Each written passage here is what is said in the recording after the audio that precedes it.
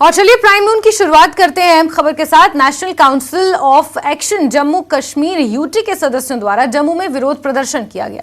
प्रदर्शन कर रहे सरकारी कर्मचारियों ने मांग की कि जम्मू कश्मीर सरकार जल्द से जल्द नई पेंशन स्कीम को रद्द कर पुरानी पेंशन स्कीम को बहाल करे।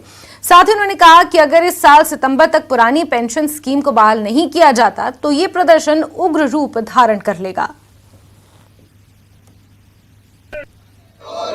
जिएंगे साथ साथ, लड़ेंगे साथ साथ, जिएंगे हाय हाय NPS hi hi hi hi hi hi, NPS go back, go back, go back, OBS, we want OBS, we want OBS, कटाएगा जिंदाबाद, जिंदाबाद जिंदाबाद, इनकलाब जिंदाबाद है, आगे और लड़ाई है, जिएंगे साथ साथ, लड़ेंगे साथ साथ, जिएंगे हाय हाय एनपीएस हाय हाय। अच्छा है कि रजत वोरा ज्यादा जानकारियों के साथ इसी खबर पर सीधे हमसे जुड़ चुके हैं। रजत, जम्मू कश्मीर यूटी में भी अब ओपीएस को लेकर मांग बढ़ने लगी है। सड़कों पर लोग अपनी इस मांग को लेकर उतरने लगे हैं और विरोध प्रदर्शन भी हम बहुत सी जगह देख पा रहे हैं। क्या कुछ ताजा अपडेट इस पूरे मसले को लेकर मिल पाए हैं?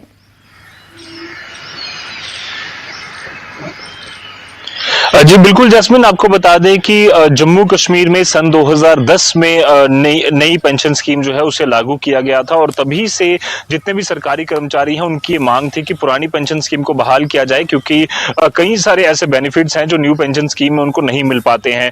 मसलन के तौर पर आपको बता दें कि पेंशन के रूप में काफी कम जो पेंशन है वो इनको जो मासिक में मिलती है और उसी की वजह से इनकी मांग है कि इसमें जो है वो बदलाव किया जाए और ओल्ड पेंशन स्कीम को बहाल किया जाए। इसीलिए आज नेशनल जॉइंट ऑफ एक्शन जो कमेटी यहां पर बनाई गई है, जिसमें कि जम्मू कश्मीर के सरकारी कर्मचारी, इसके अलावा रेलवे के कर्मचारी और देश भर के अलग अलग कर्मचारी इस बैनर के नीचे ही प्रदर्शन करते हैं। और आज इसीलिए जम्मू कश्मीर के सरकारी कर्मचारी और रेलवे कर्मचारियों भी इसमें शामिल होकर प्रदर्शन कर रहे थे। इनकी मांग थी कि ओल्ड पेंशन स्कीम को बहाल किया जाए और अगर ऐसा नहीं होता है तो आने वाले सितंबर माह में ये बड़ा प्रदर्शन करेंगे और हो सकता है कि जो रेलवे है उससे भी यहाँ पर जो है रोकें और कई जगहों पर जो पटरी है वहां पर भी प्रदर्शन जो है वो कर सकते हैं और साफ तौर पर सरकार को चेताने की इन्होंने कोशिश की है।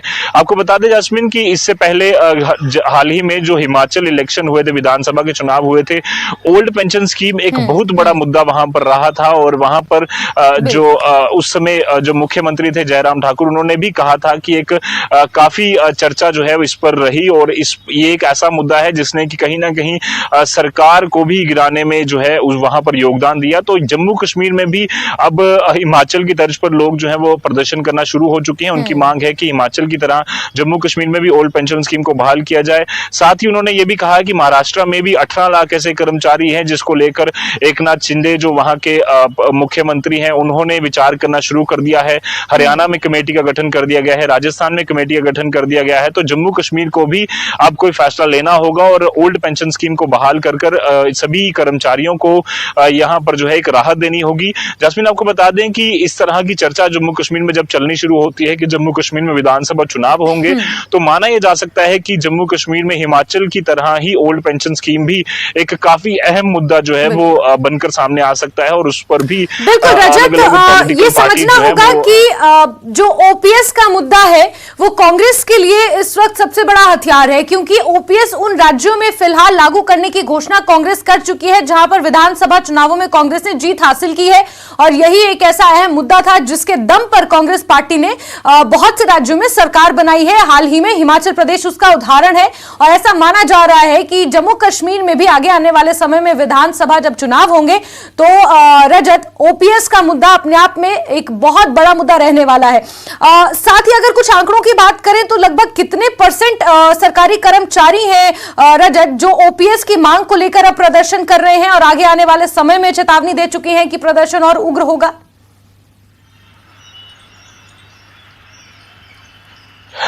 जी बिल्कुल जास्मीन, कितने परसेंट के एग्जैक्ट फिगर नहीं दे सकते, बट जिस तरह से इन एम्प्लॉइज से हमने बातचीत करने की कोशिश की, इन्होंने साफ तौर पर कहा कि देश भर में ये प्रदर्शन जारी है और खास तौर पर जम्मू कश्मीर की बात करें तो क्योंकि जम्मू और कश्मीर दोनों जो है यहाँ पर विंटर कैपिटल और समर कैपिटल के तौर पर काम करते हैं, तो दोनों जगहों पर प्रदर्शन जो है वो किया जा रहा है। आपको बता दें कि जम्मू कश्मीर भी हिमाचल प्रदेश की तरह ही अगर हम बात करें तो कई तादाद में, लाखों की तादाद में यहाँ पर सरकारी कर्मचारी हैं और करीबन हर एक घर से अगर ऐसा देखा जाए तो हर तीसरे घर से एक सरकारी कर्मचारी जो है वो जरूर निकलता है। तो साफ तौर पर एक अहम मुद्दा ये रहने वाला है। और जिस तरह से हमने कांग्रेस पार्टी की बात की, ना सिर्फ कांग्रेस पार्टी पर जम्मू कश्मीर में, क्योंकि अलग अलग जो राजनीतिक पार्टियां हैं, जो रीजनल राजनीतिक पार्टियां हैं, जिसमें Jammu Kashmir national conference, PDP और अलग अलग जो पॉलिटिकल पार्टीज हैं, वो भी इसको एक अहम मुद्दा बना सकती हैं। इसीलिए एक चिंता का विषय जो है वो आने वाले दिनों में बन सकता है जम्मू कश्मीर सरकार के लिए और खास तौर पर भारतीय जनता पार्टी के लिए, जो कि ये दावा कर रही है कि 50+ सीटें जम्मू कश्मीर में 90 विधानसभा सीटों में से वो लेगी तो और सरकार बनाएगी। बट उस समय ये एक बड़ा चैलेंज हो सकता है और इसीलिए साफ तौर पर उससे पहले ही इन सभी इंप्लॉइज ने चेतावनी दी है कि क्योंकि 2024 में माफ कीजिएगा, लोकसभा के इलेक्शंस हैं, उससे पहले सितंबर माह में इन्होंने मांग की है कि हम बड़ा प्रदर्शन कर सकते हैं और उससे पहले ही ओल्ड पेंशन स्कीम को बहाल किया जाना चाहिए। जी जास्मिन। बिल्कुल रजत, आगामी चुनावों से पहले, चाहे वो विधानसभा के हों या फिर लोकसभा के हों, उससे पहले ओपीएस को बहाल किया जाना चाहिए। ये तमाम सरकारी कर्मचारियों की जम्मू और कश्मीर में मांग उठती हुई नजर आ रही है। नजर आप बना के रखिए रजत, बहुत शुक्रिया तमाम जानकारियों के लिए। आगे बढ़ेंगे। बीजेपी के वरिष्ठ नेता डॉक्टर निर्मल सिंह ने एनसी नेता उमर अब्दुल्ला पर निशाना साधा है। उन्होंने केंद्र और जम्मू कश्मीर सरकार के खिलाफ बेबुनियाद आरोप लगाने पर उमर अब्दुल्ला को आईना दिखाते हुए कहा कि आतंकवाद के खिलाफ सरकार की जीरो टॉलरेंस की पॉलिसी है।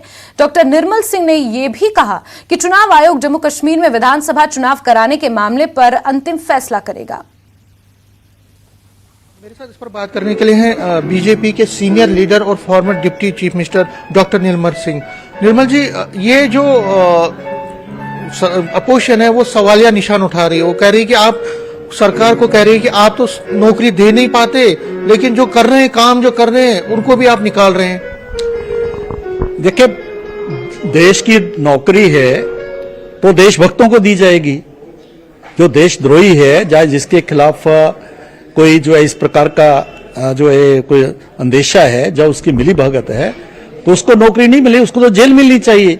अगर सरकार ने ये करना शुरू किया है, ये पहले होना चाहिए था, लेकिन अभी शुरू किया है तो एक अच्छी बात है, क्योंकि जो है देशद्रोह के साथ लड़ना जो है ये हर सरकार का दायित्व है।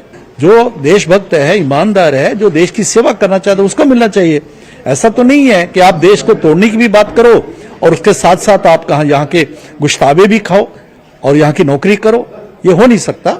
और बिल्कुल जो है सरकार ने जो करना शुरू किया है, और हर किसी की स्क्रूटनी होनी चाहिए। कोई भी व्यक्ति है, किसी को ये हक नहीं है कि वो देश को तोड़ने की बात करे, या जिहाद की बात करे, या जो लोगों को मारने की बात करे, या उसको इस प्रकार की सोच को जो है सपोर्ट करे। निर्मल सिंह साहब, कल उमर अब्दुल्ला यहाँ पे आए थे, और उससे पहले महबूबा मुफ्ती भी है। वो कहती है कि सरकार जो बीजेपी है वो इलेक्शन नहीं करवाना चाहती है, वो इलेक्शन से डर रही है। अगर वो ये कह रहे हैं कि सब कुछ यहाँ ठीक है, चंगा है, तो इलेक्शन से क्यों भाग रहे हैं, इलेक्शन क्यों नहीं कर रहे? और इलेक्शन अगर गवर्नमेंट चाहेगी तो हो सकते हैं। वो सिर्फ इलेक्शन कमीशन को बीच में लाते हैं और कहते हैं, उनका ये कहना है साफ साफ आप पे इल्जाम है कि बीजेपी डर रही है, इसलिए उनको दिखाने के लिए कुछ नहीं, इसलिए इलेक्शन से बाहर। देखिए, इलेक्शन नहीं करवाना चाहते, ये मैं इसमें सहमत नहीं हूं। शायद वो असेंबली इलेक्शन चाहते हैं, जो है दो हर कोई चाह रहा है कि असेंबली इलेक्शंस हों, लेकिन पंचायत के इलेक्शंस नहीं हुए। आप डरते थे, इसलिए आपने जो है सालों साल नहीं करवाए। पंचायत के इलेक्शन जब अटल बिहारी वाजपेयी की सरकार आई थी 2002 के बाद, तब इलेक्शन हुए, 23 साल के बाद हुए थे। आपके दादाजी, आपके पिताजी, आप भी जो हैं सरकार में रहे, क्यों नहीं इलेक्शन कराए आप? वो आप डरते थे ना। बीडीसी के इलेक्शंस और डीडीसी के इलेक्शन जो है कभी किए ही नहीं 72 सालों में, लेकिन आज हुए हैं ना, तो इसका मतलब आप डरते थे ना। लेकिन ये डरता है जब भी उपयुक्त समय आएगा, जब हमारे प्रधानमंत्री जी ने कहा है, हमारे गृह मंत्री जी बार बार जो कह रहे हैं कि इलेक्शन जब भी उपयुक्त समय आएगा और वो होंगे तो उस पर विश्वास करना चाहिए। न्यूज 18 से बात करने का शुक्रिया। तो doctor Nirmal Singh, senior BJP leader और former deputy chief minister Jammu Kashmir, साफ कह रहे हैं कि जो अपोजिशन पार्टीज हैं वो बौखलाहट का शिकार हैं, गुमराह कर रही है लोगों को। प्रोजेक्ट्स काम हो रहा है, तेज रफ्तारी से तरक्की के काम हो रहे हैं और इलेक्शन की जहां तक उन्होंने बात की, उन्होंने कहा कि वक्त आने पे इलेक्शन भी होंगे। अपोजिशन पार्टीज को थोड़ा सब्र रखना चाहिए और इलेक्शन जरूर होंगे, वो कब होंगे उसका फैसला इलेक्शन कमीशन करेगा। कैमरामैन चांद के साथ में समीर भट्ट, न्यूज 18 जम्मू। आगे बढ़ेंगे। विश्व सेब सम्मेलन इस साल जून में श्रीनगर में फल उत्पादक और डीलर एसोसिएशन फ्रूट मंडी सोपोर और पुणे स्थित एक एनजीओ के सहयोग से आयोजित किया जा रहा है। फयाज अहमद मलिक ने कहा कि सम्मेलन का उद्देश्य पिछले 7 वर्षों के दौरान विभिन्न कारणों से भारी नुकसान झेल चुकी घाटी में फल उद्योग को बढ़ावा देना है। उन्होंने आशा व्यक्त की कि सम्मेलन के प्रतिभागियों को सेब उगाने वाले देशों और उनके विशेषज्ञों की सलाह से लाभ होगा और उद्योग को बढ़ावा मिलेगा। Sopore Apple produce company limited जो बना है उसमें तमाम जो छोटे छोटे ग्रोवर्स है वो उसके मेंबर बन जाएंगे और पार्टिसिपेट भी वही करेंगे SKICC में 24 और 25 जून को। और उसमें हमको जो अवेयरनेस है, जैसे कोल्ड स्टोर है, छोटे छोटे जो हमारे जो जूस प्लांट है या और भी जो इसमें है वो इसमें मेन इश्यूज होंगे। और इस बारे में हमारे सेंट्रल के एग्रीकल्चर मिनिस्टर तोमर साहब वो इसमें पार्टिसिपेट करेंगे। मैं वैसा ही चाहता हूं कि इस कंपनी का मेन मकसद ये है कि हम एक पब्लिक मूवमेंट बनाएं। गवर्नमेंट अपनी तरीके से काम करे लेकिन हम एक पब्लिक मूवमेंट बनाएं। पब्लिक मूवमेंट में हम सोचे कि हमारे कहां पे लॉसेस हो रहे हैं, हमारे ग्रोवर्स पिस रहे हैं, पिछले कई सालों से कंटिन्यूसली लॉसेस हो रहे हैं। उस लॉसेस को बेयर करने के लिए हमने एक कंपनी बनाई है कि ताकि ये इश्यूज उठाए हमें। आगे बढ़ेंगे। श्रीनगर के साथ साथ लद्दाख के लिए हवाई किराए का बढ़ना चिंता का विषय है। लेह सेक्टर के लिए हवाई किराया यात्रियों के लिए एक बड़ी समस्या बन गया है। एक ट्रैवल एजेंसी के मालिक ने कहा कि लद्दाख पसंदीदा पर्यटन स्थलों में से एक है, लेकिन दुर्भाग्य से लेह के लिए हवाई किराए के बढ़ने से पर्यटन विभाग पर बड़ा असर पड़ेगा। उन्होंने कहा कि लेह की यात्रा किसी भी यूरोपीय देश की यात्रा से ज्यादा महंगी हो गई है। लद्दाख का जो एयरफेयर है वो काफ़ी महंगा है। तो अब इस वक्त हम एयरपोर्ट पे अगर ले एयरपोर्ट के भी एयरपोर्ट हम हैं, एक पैसेंजर से भी बात करेंगे कि लद्दाख के टिकट के साथ। सर आपका नाम? मेरा नाम मंगतराम है सर। अच्छा। ये ले का टिकट के बारे में क्या बोलेंगे आप? ले का टिकट बहुत महंगा है। जी जी। हम आते इधर टूरिस्ट भी आता है जी जी। और काम करने के लिए भी नीचे के लोग आता है सीजन लगाने के लिए। टिकट बहुत महंगा है और जम्मू से तो बहुत ज़्यादा महंगा है ना। अच्छा, आप जम्मू से आना था? मैं जम्मू से आना था। अच्छा, फिर आप कहाँ से आए? चंडीगढ़ से आया। अच्छा। तो जम्मू से टिकट सीधा नहीं मिल रहा था? नहीं मिला, बहुत महंगा है ना। जी। तो ये तो 1 घंटे का फ्लाइट है, तब भी बहुत महंगा है टिकट, है ना? फिर भी महंगा है। जी। मेरा नाम राहुल है और मैं बैंगलोर से आ रहा हूँ। और अभी एयरफेयर्स के बारे में बताने जाओ तो थोड़ा ज़्यादा ही है और अभी ऑफ सीज़न भी है, तो हम समझ सकते हैं क्योंकि कम लोग आते होंगे लद्दाख में, सो प्राइस भी ज़्यादा होगा। तो थोड़ा इतना भी महंगा नहीं है, पर क्योंकि इतना जन्नत जैसी जगह में लेके आ रहे हैं लद्दाख, तो इतना एक्सपेंसिव नहीं लग रहा है। पर है महंगा तो है, जनरल प्राइस से तो ज़्यादा महंगा ही है, एक 10-20% ज़्यादा है।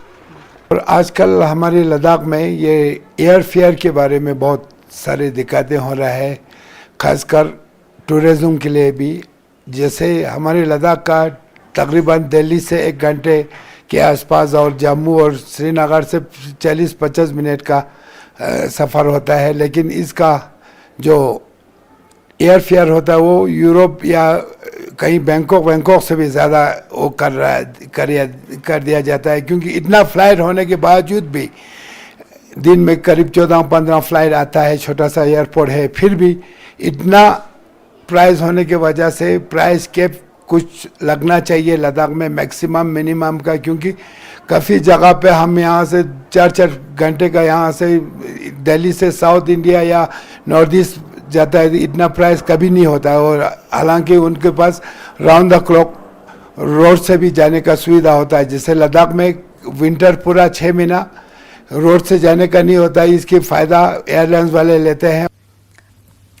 आगे बढ़ेंगे और न्यूज 18 नेटवर्क पर हम राइजिंग इंडिया के तीसरे एडिशन की अनाउंसमेंट करने के लिए बेहद उत्साहित हैं। राइजिंग इंडिया एक ऐसा मंच जहां हम भारत की सफलता और विकास की कहानी को सेलिब्रेट करने के लिए कुछ सबसे बड़ी और सबसे प्रभावशाली हस्तियों को एक साथ लाते हैं। इस साल की थीम होगी रियल हीरोज, जहां हम कुछ असाधारण लोगों की कहानियों के साथ साथ उनकी सामान्य उपलब्धियों की भी बात करेंगे। इन लोगों ने हमारे देश में एक सकारात्मक बदलाव लाने की भरपूर मदद की है। इनमें शामिल होंगे जलवायु आपातकाल से लड़ने वाले लोगों से लेकर भारत की कुछ सबसे पुरानी कला, विरासत और संस्कृति को पुनर्जीवित करने में मदद करने वाले लोग। देश भर से न्यूज 18 नेटवर्क के पत्रकारों के पूल ने हमारे बीच नायकों की पहचान कराने में हमारी मदद की है और अगले कुछ हफ्तों में हम इन खास लोगों और इनकी कहानियों को आपके सामने लेकर आएंगे। सीमेंट या कंक्रीट से बने मकान तो सबने देखे हैं, लेकिन अब पश्चिमी राजस्थान के रेगिस्तान में गाय के गोबर से ईंट बनाई जा रही है, जो अब मकान के निर्माण में इस्तेमाल होती हैं। यह मकान आग और पानी की कलन दोनों से ही बचते हैं और साथ ही साथ प्राकृतिक रूप से गर्मी में ठंडे भी रहते हैं। और यह सब करके दिखा रहे हैं केमिस्ट्री के प्रोफेसर शिव दर्शन मलिक। विश्व के अंदर ये जबरदस्त तरीके से ग्लोबल वार्मिंग, ये परिवर्तन मौसम का हो रहा है, इसको रोका कैसे जाए? कार्बन नेगेटिव जो टेक्नोलॉजीज हैं वो हमें आगे बढ़ानी पड़ेंगी। आज जब हम मकान बनाते हैं या हमारी जितनी भी फैक्ट्रियां हैं सभी कार्बन ही तो छोड़ रही हैं, लेकिन एक तकनीक ऐसी भी है जो हमारे बुजुर्गों ने काफी पहले बना ली थी। आज की जो मेरा केमिस्ट्री का नॉलेज है उसको मैंने उसमें मिला के, पुरातन विज्ञान में मिला के, तब ये एक नई खोज की और नई दिशा शुरू की जिसका नाम है गोक्रीट। हमारे भविष्य की मांग है प्रकृति की ओर लौटना और पर्यावरण संतुलन को बनाए रखना, और प्रोफेसर शिव दर्शन जैसे लोग ही इस राह पर हमारा मार्गदर्शन कर सकते हैं और कर रहे हैं।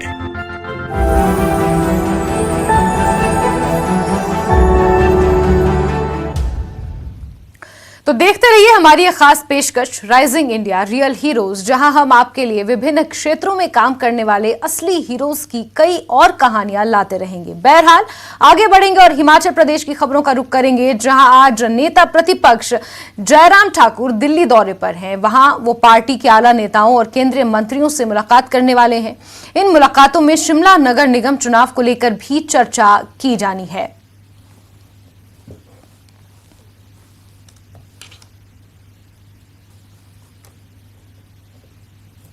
आगे बढ़ेंगे। नशे के आदि कलयुगी बेटे ने अपने ही पिता की बेरहमी से हत्या कर डाली। आरोपी ने शराब की बोतल से पिता पर वार किया, जिससे लहूलुहान पिता ने दम तोड़ दिया।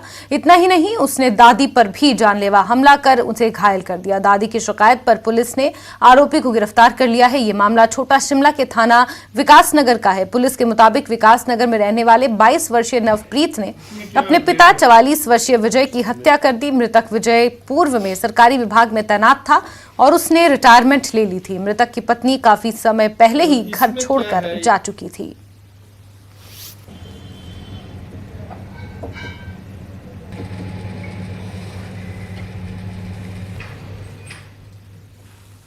आगे बढ़ेंगे खबर कांगड़ा से, जहां सड़क हादसे को लेकर पुलिस ने विशेष अभियान शुरू किया है। इस अभियान का नाम सुरक्षित हूं मैं रखा गया है, जिसके तहत वाहन चालकों को यातायात नियमों के बारे में जागरूक किया जा रहा है। अभियान के पहले चरण में दोपहिया वाहनों के लिए डबल हेलमेट पर जोर दिया जा रहा है। वहीं चौपहिया वाहनों के चालकों से सीट बेल्ट लगाने की अपील की जा रही है। पुलिस बार बार ट्रैफिक नियम तोड़ने वाले चालकों पर भी जुर्माना लगा रही है। हाँ जी।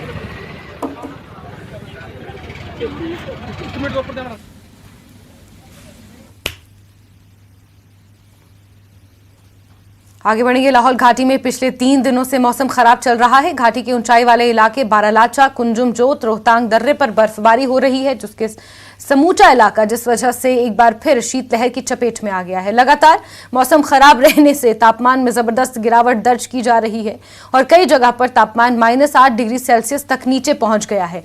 मौसम विज्ञान केंद्र ने आज भी मौसम खराब रहने और बारिश बर्फबारी का अनुमान जताया है। वहीं बर्फबारी से तिंदी किल्लाड़ सड़क मार्ग में हिमस्खलन से वाहनों की आवाजाही बंद हो गई है।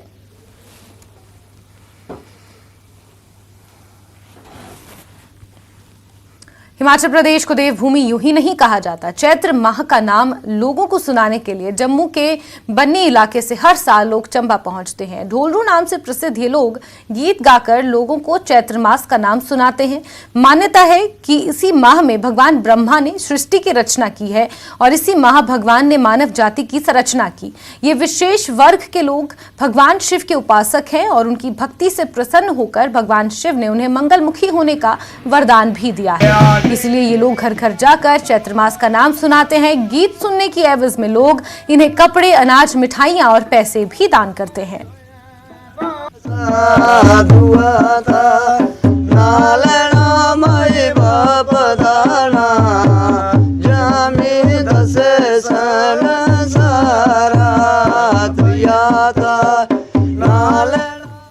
और इसी के साथ प्राइम नून में अभी के लिए बस इतना ही। वक्त एक छोटे से ब्रेक का। ब्रेक के उस पार देखिए धार भी रफ्तार भी।